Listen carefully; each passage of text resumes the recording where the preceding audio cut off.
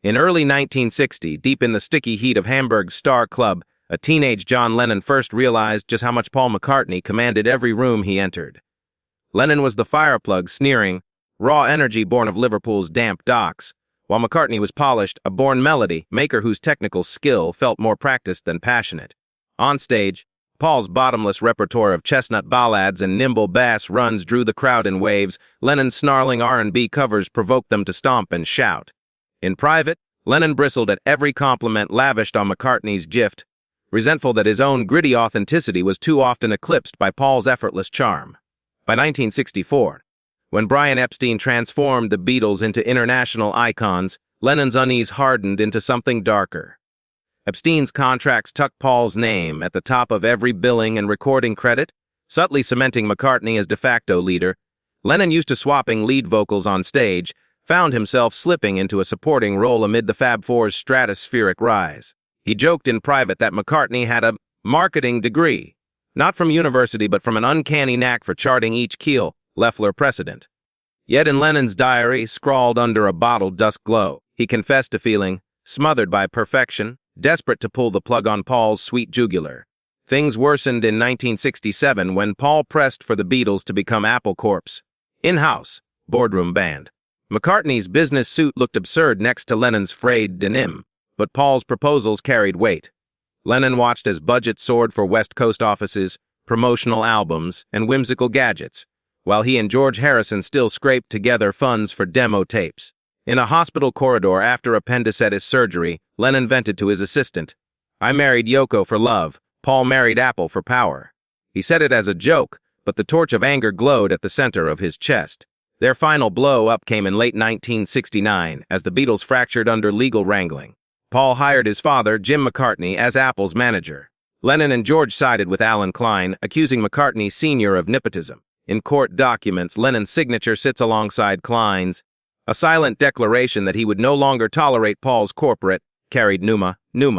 Lennon later told a friend that, "The man I used to call my brother had become the CEO of my nightmares." He swore under his breath he'd write a song that would humiliate McCartney on every airwave. That promise materialized in 1971's rolling thunder of How Do You Sleep? Opening with a jaunty piano riff that sounds almost innocuous, Lennon launched into verses dripping acid. "The only thing you done was yesterday, your mother should know you're in her seed. The thought you'd stick around is just too much to read." Every jab was surgical. Cutting at McCartney's songwriting prowess, his sweet song image, and even his private life, the Beatles' mutual friends cringed when Lennon yelled the final bar. "Those freaks was right when they said you was dead." It was more than a song, it was a scalpel, and Lennon had made the first deep incision. Behind that public salvo, Lennon's private journals, released decades later, reveal a cascade of personal betrayals fueling his hostility. He jotted one entry in February 1971. "Paul sold me out to Apple lawyers, no trust left. They knew we'd never survive without him at the helm." Another notes sleepless nights haunted by visions of that winsome grin, which once meant camaraderie but now meant a grinning conqueror. In his rawest moment, he scribbled, "I hate him more than Yoko hates my bandmates." Reading those aged pages today, it's clear Lennon's venom sprang from wounds deeper than professional envy. This was wounded pride mourning a brother lost to fortune. By 1973, when Lennon and McCartney finally spoke again, courtesy of a forced promotional event, the air between them crackled with old ghosts. Each greeting carried a microsecond of hesitation so pronounced you could have cut it with a guitar pick. Lennon's cold hello echoed in the corridor. Paul's nervous "How are you?" bounced off office walls. They posed for one promotional photo, cameras flashed, capturing smiles that didn't reach their eyes. Then they parted, propelled away by publicists like contraband at customs, each man retreating to his own silence. Today, historians view How Do You Sleep not as a mere rock star rift, but as the most brutal personal manifesto ever unleashed in pop music. Lennon's hatred for McCartney, once buried beneath the sheen of "all you need is love," now stands exposed. Proof that even the brotherhood that defined popular culture can crack under ambition and hurt. We now know the reason for Lennon's fury, a betrayal of brotherhood in exchange for charts and dollars, a wound festering behind every perfect harmony McCartney penned. And in that enduring bitterness, we glimpse the fraught humanity behind the music that shaped a generation. In early 1968, Tensions between John Lennon and Paul McCartney reached a boiling point during the Get Back sessions at Twickenham Film Studios. Lennon arrived each morning with Yoko Ono at his side, determined to shake the Beatles out of complacency.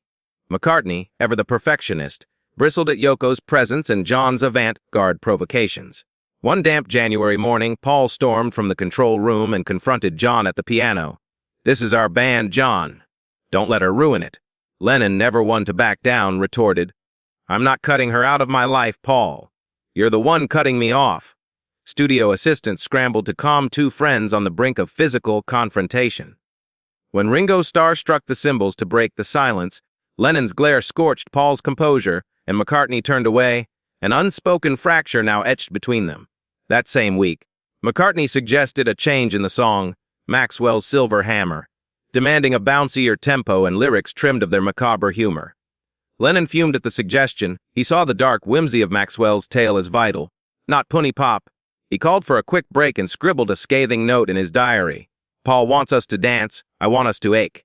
When they reconvened, Lennon injected harsher chords into the arrangement and delivered the vocal with a sneer that clipped Paul's melodic flourishes. Paul's face went pale. He tried to regain control by leading a sing-along of Ob, La Di, Ob, La Day. But Lennon scowled and turned his back, leaving Paul to carry the chorus solo.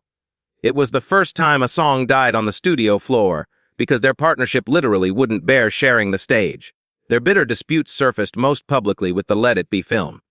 McCartney, convinced the movie needed a triumphant ending, pressed a splice in bonus footage of their 1969 rooftop concert. Lennon insisted on showing the unvarnished collapse of the sessions, hair-tousled takes, scrawling monkeys, and Paul choking on the high notes. During a heated editing session, Paul accused John of trying to humiliate me, while Lennon shot back, "I'm tired of your smile hiding everything." Director Michael Lindsay Hogg rolled his eyes as John and Paul nearly came to blows over what should have been a simple splice. In the end, each man's vision was compromised. Let It Be premiered as a patchwork of unresolved conflict, the world witnessing the Beatles' final unraveling. In the months that followed, McCartney's solo ambitions and business acumen deepened Lennon's resentment. Paul declared himself Apple Corp's new guiding spirit, signing off on deals and licensing that funneled profits to his own projects. John seethed in private letters. "He sells my songs back to me," he wrote to George Harrison. "My voice is in a vault carrying his gold." Paul's insistence that the song Hey Jude become the band's standard closing number, replacing John's preferred Revolution, felt like the final blot on Lennon's creative canvas. Lennon vowed silently to reclaim his voice, and he did so with Instant Karma, a lightning-quick solo single recorded in a single day, its success a direct rebuttal to McCartney's corporate control. Their studios bristled with barbed asides. During the recording of Two Virgins, John and Yoko's naked album cover scandal, McCartney refused to visit the EMI plant for fear of social backlash. John hurtled toward counterculture activism. Paul leaned into chart-friendly balladry. In one notorious moment, John narrated a homemade film mocking McCartney's "Sniffing Your Nuts and You Don't Know Why" press image, an impersonation so savage that McCartney demanded the footage be destroyed. Lennon refused, and the clip circulated among friends as a whispered legend of Paul's clipped ego. By 1970, as the Beatles formally dissolved, John's bitterness sharpened into a public manifesto. In interviews, he spoke of opening the sun door on their dysfunction, while Paul painted their parting as an amiable business divorce. The more Paul emphasized a smiling, corporate-style breakup, the more John's fury fanned the flames. He dresses it up like a wedding. John spat to a journalist. But this was divorce with lawyers at the table. When McCartney filed the suit to dissolve their partnership, Lennon instructed his lawyers to unveil every secret overdraft and studio memo, turning their business separation into a legal bloodbath. Even as they moved into solo careers, the wounds didn't heal. In 1971, McCartney's hit single, Uncle Albert Admiral Halsey, featured a whimsical collage of voices including a muffled "Here Comes John" sample. Lennon perceived it not as playful art but as Paul sneering behind his back. In an unprecedented jab, Lennon's "How Do You Sleep?" released months later, referenced Paul's days of splendor and spite, tearing at his old partner's creative core. The public feasted on the musical slander, but each lyric was underpinned by a once unspoken brotherhood turned rancorous. It took years for them to find a kind of mercy. In 1974, after Lennon's Move Across America tour collapsed and McCartney's Wings battered studios for a hit, they crossed paths at a charity gala for UNICEF. Paul toasted John's commitment to peace, and John returned the gesture by raising a glass to Paul's melodic genius. Cameras swooped in, capturing an uneasy truce. Two aging faces creased by regret, acknowledging that their friendship had once been luminous. But their eyes carried the circuitous scars of competition, a silent agreement that their feud had ended not in closure, but in cautious acceptance. Today, historians view the Lennon-McCartney feud as the crucible that honed most of the Beatles' greatest work. But behind that creative gold lies a chronicle of envy, betrayal, and wounded pride. Lennon's searing contempt for the public adoration that always seemed to envelop Paul. He hated him more than anyone because Paul McCartney personified the very perfection that Lennon feared his own art could never match. And in that fear, he found both the fuel for genius and the poison of resentment, writing the most savage songs in pop history, and in so doing, defining an era that reverberates across every lonely chord and every triumphant chorus we still sing today. After McCartney released his solo album Ram in May 1971, Lennon's simmering resentment found new fuel. Paul's track, Too Many People, featured lines that cut like barbed wire. You took your lucky break and broke it in two. And too many people preaching practices. To anyone else, it sounded like a line about selling out. Lennon heard himself in every syllable. He later confessed in private letters that each chorus felt like a public crucifixion. McCartney's melody laced with betrayal. Friends say Lennon played Too Many People on repeat after studio sessions, his jaw set, drinking straight whiskey to wash down the insult. Within weeks, Lennon began penning his retort. Working at his Tittenhurst Park home studio, he drafted How Do You Sleep, with Yoko Ono writing key lines. The opening lyric, So Steet. Pepper took you by surprise, hooked directly at Paul's love of orchestral flourishes, while the choruses, Those freaks was right when they said you was dead, mockingly referenced the Paul is dead rumors. Lennon recruited his longtime producer, Phil Spector, to add thunderous echo and an ominous horn section. Each barbed lyric served as a scalpel, dissecting McCartney's public image of sweetness and wit. When Imagine premiered in September 1971, the shockwaves were immediate. The single, How Do You Sleep, wasn't issued as a standalone, but bootlegged acetate copies spread through radio stations and tape loops within days. McCartney's camp was livid. In a rare press statement, Paul confessed he found note of personal pain in the song but hoped Lennon would move on. In private, he told close friends he'd never felt more wounded. Those same friends recall Paul standing alone in his studio, clutching a whiskey glass, staring at his bombed-out echoes on the tape machine, haunted by Lennon's voice booming, Those freaks was right. Meanwhile, Lennon refused to temper the fury. In October, he granted Rolling Stone an interview where he insisted that McCartney's leadership at Apple Corps and desire for perfection had suffocated the band's creative spark. He said, he wanted control more than magic. Readers interpreted it as the last word in their feud, public, raw, and deeply personal. The damage rippled through the music world. Fans who once idolized their harmony now found themselves choosing sides. McCartney responded musically as well. At Abbey Road, he recorded, Too Many People Say Reprise, weaving in a weary refrain. I only want to say what's wrong from right. It was less a rebuttal and more a lament. Paul acknowledging Lennon's grief, but struggling to bury his own. He even incorporated subtle allusions to How Do You Sleep in the track's orchestration, a descending horn line that mirrored Lennon's opening snarl. Producers say those moments of mutual reference marked the strangest duet the two ever perform at a call and responsive hurt set to music. As the 1971 Christmas season arrived, Lennon and Ono gave a concert at Madison Square Garden. Mid-set, Lennon dedicated Imagine to Unspecified, friends who forgot how to trust. Comparing the lyrics to McCartney's smiling press photos, some critics saw it as a veiled plea for reconciliation. Lennon's typically rough, hewn delivery glided into a sorrowful vulnerability that momentarily bridged the chasm. Yet backstage, Yoko Ono overheard John mutter, I want him to feel this pain every night. Even in the lull of peace, Lennon's hatred burned bright. Rumors soon surfaced of secret meetings, mediated by George Harrison, in the hopes of a D.A. George, caught between two fierce personalities, reportedly arranged a London dinner in early 1972. Accounts vary, but witnesses say Lennon arrived with arms folded. While McCartney tried to speak of shared memories, John hurled a sarcastic quip about Paul's horses and smiled through the tension. At that point, McCartney relinquished his attempt, excusing himself with a polite nod. No handshake followed. It was a silent agreement that some wounds fester beyond forgiveness. Time passed, but Lennon's hatred remained potent. In late 1972, he penned Steel and Glass, a song about a deceitful character hidden behind innocuous charm. Though not named, insiders say Lennon's target was unmistakably Paul. Imagery of a mirror facade and a heart of rust matched every known tack against McCartney's polished goodwill. When Spector's reverb washed over Lennon's vocals, it sounded less like music and more like a funeral dirge for a friendship that once knew every shade of trust. By 1973, the public feud had become shorthand for the Beatles' demise. Panel discussions aired on London's BBC, dissecting every lyric and legal filing. Biographers published sensational exposés tracing every rancorous episode. Fans insisted on allegiances. The Lennon-McCartney feud transformed from artistic rivalry into a cultural schism, each man defining himself largely by opposition to the other. Yet through it all, their solo successes continued to chart side by side, proof that the world could not escape the gravitational pull of their intertwined destinies. Even as Lennon veered into avant-garde territory and McCartney explored pop orchestration, the specter of "How Do You Sleep?" haunted every studio corridor. Producers joked that the only way to mix a Beatles reunion track would be to have George and Ringo record amid protective glass walls. And though decades have passed since that bitter era, the raw edges of Lennon's anger still resonate in every cover of How Do You Sleep? And every analysis of Ram's darker verses. In the end, the feud between John Lennon and Paul McCartney transcends a simple brotherly spat.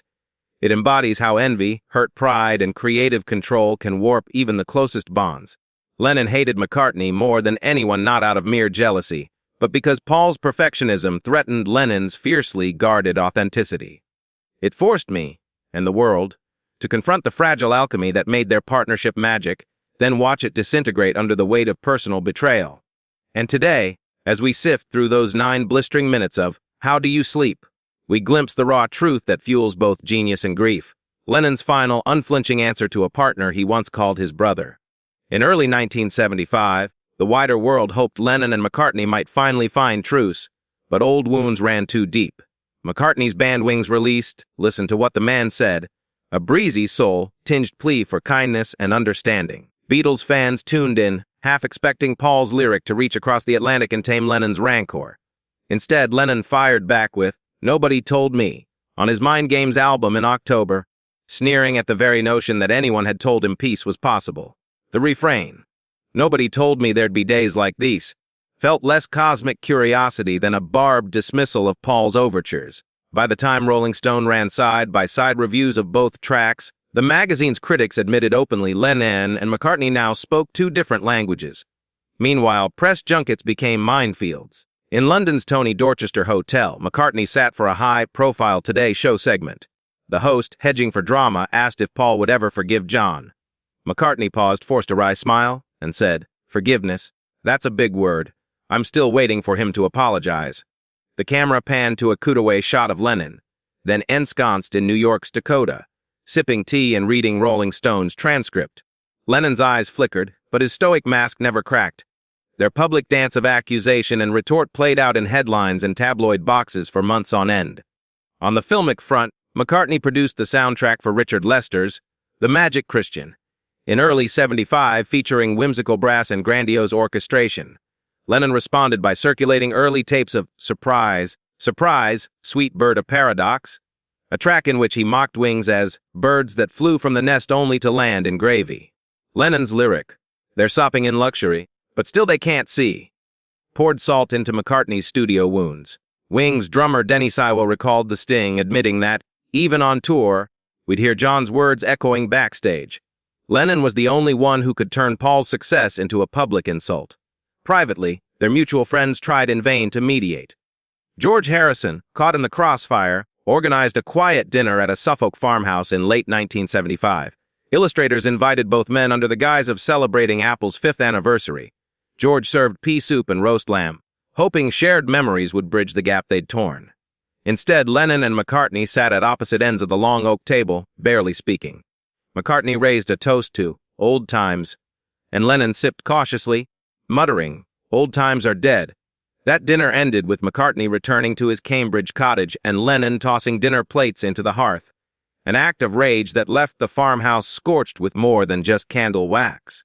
The Feuds rancor seeped into print. In late 1976, McCartney's biography, Julian, Child of Children, touched on Lennon's alienation from his first son, Julian Lennon. John felt betrayed, accusing Paul of using his personal pain for publicity. Lennon publicly lectured interviewers, denouncing McCartney's decision as blood-stained exploitation, further inflaming the feud.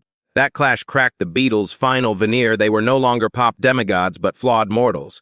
And in that collapse, their audiences discovered the true cost of their fallout. By 1977, as punk antagonized rock royalty, Lennon's political activism, Give Ireland Back to the Irish, and his relentless anti-establishment commentary stood in stark contrast to McCartney's polished pop outreach and charity ballads. Lennon ridiculed Paul's song, Mull of Kintyre, a sentimental ode that topped the UK charts, calling it "Nar of a geography set to twang." McCartney shot back in private letters that Lennon had lost his melodic touch. Their post-Beatles war had shifted from business to artistry to outright ideological combat. Yet even at their coldest, the public pined for reconciliation. In 1979, Warner Bros. Released a documentary on the Beatles' early years, featuring surviving members commenting on archived footage. Viewers watched shotgun edits of Harrison teasing Lennon to pick up the pace in Hamburg, of Lennon and McCartney in perfect harmony. Both men agreed to voice new narration. McCartney opened with a hopeful, "Those were our best days, lad." Lennon's following line, "They were gone before we knew it," felt more elegy than apology. Together on screen at last, they still couldn't find common rhythm.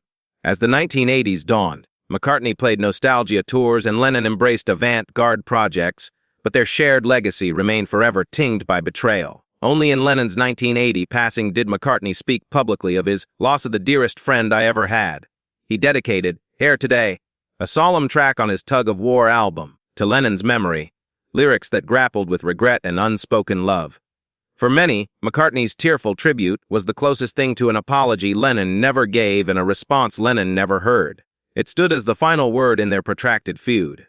Decades later, scholars still debate whether Beatles' unity was ever more than business convenience, but the savage beauty of their rivalry.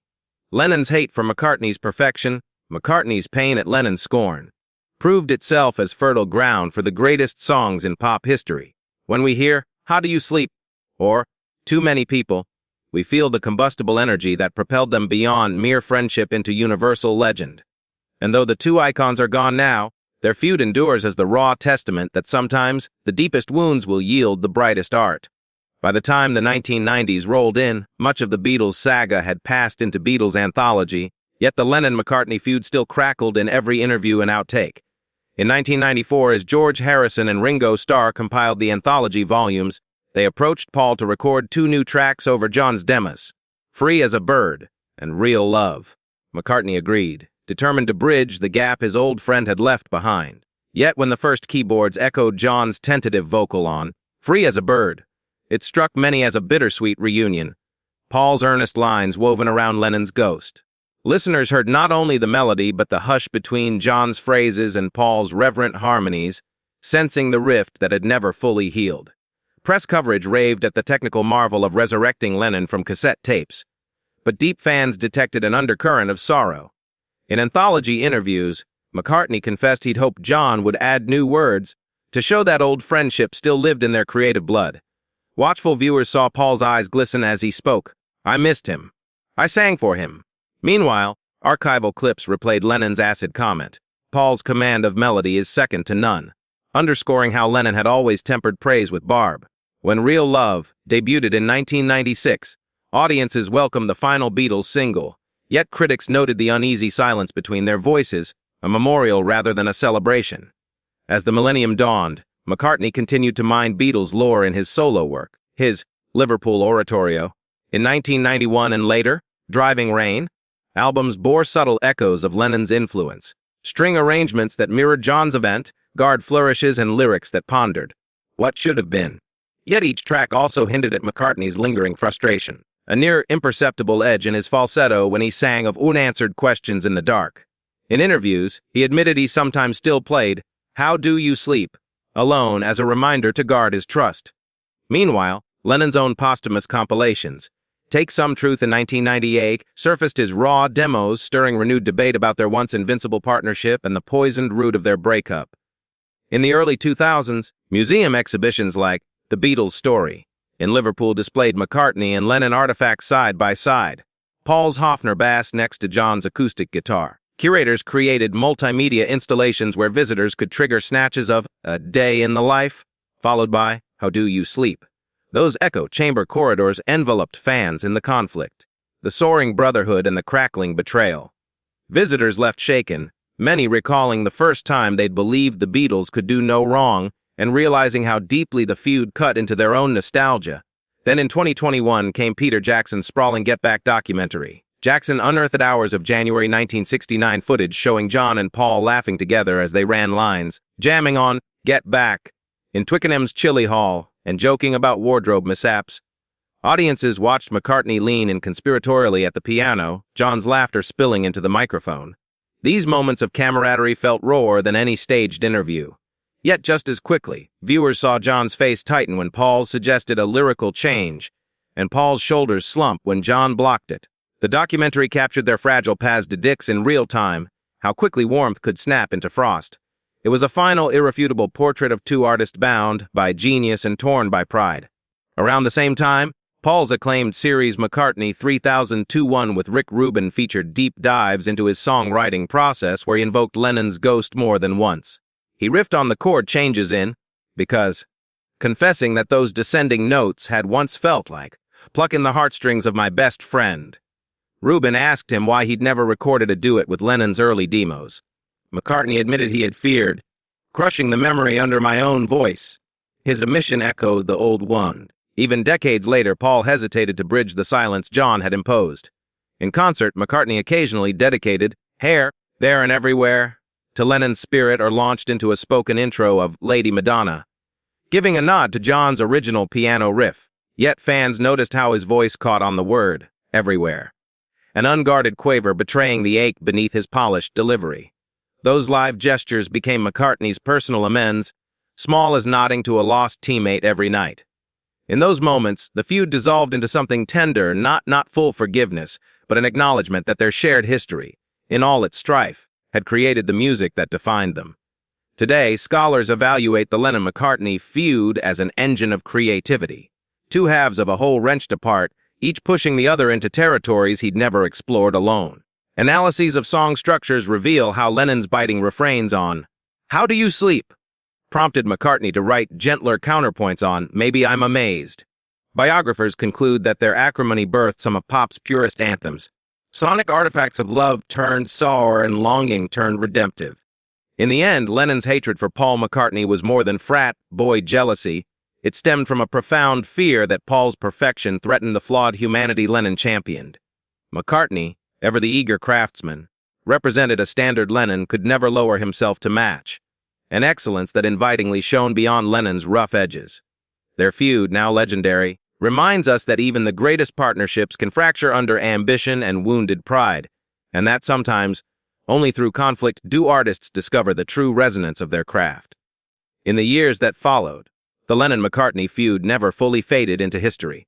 Paul McCartney's Flaming P album in 1997 featured a track called Great Day, a gentle, optimistic song McCartney said was written in memory of John Lennon's hopeful spirit. Yet when listeners heard the line, A great day shines before us, many felt the echo of unresolved longing, Paul reaching for reconciliation that Lennon never allowed. McCartney later told interviewers he wrote it with tears in his eyes, remembering a brother who'd gone too soon, and that the song was his most honest admission that he still missed John's presence in his life. In 2002, Yoko Ono attended the premiere of Peter Jackson's Free-Form Let It Be documentary reconstruction. She told reporters she believed Lennon would have respected McCartney's efforts to keep the Beatles alive in spirit. When asked if she'd ever hear Paul's apology, she offered a soft smile and said simply, John heard it in the music. Fans took that as Yoko's seal of peace, a sign that John's final judgment lay not in words but in the melodies he'd trusted Paul to carry forward. McCartney, now in his late 60s, began warming to the idea of homage rather than hostility. At the 2009 Grammys, his surprise performance of A Day in the Life featured a string quartet arrangement that wove Lennon's original piano motif into the orchestration. When the final chorus rang out, McCartney's voice caught, and he raised his guitar toward heaven in a silent salute. Viewers later remarked that in that moment, Decades of strife dissolved into a pure hymn, two halves of a golden age reunited in harmony across time. Meanwhile, Lennon's archival releases, such as the 1998 collection Men Love Ave, surfaced previously unheard demos and alternate takes.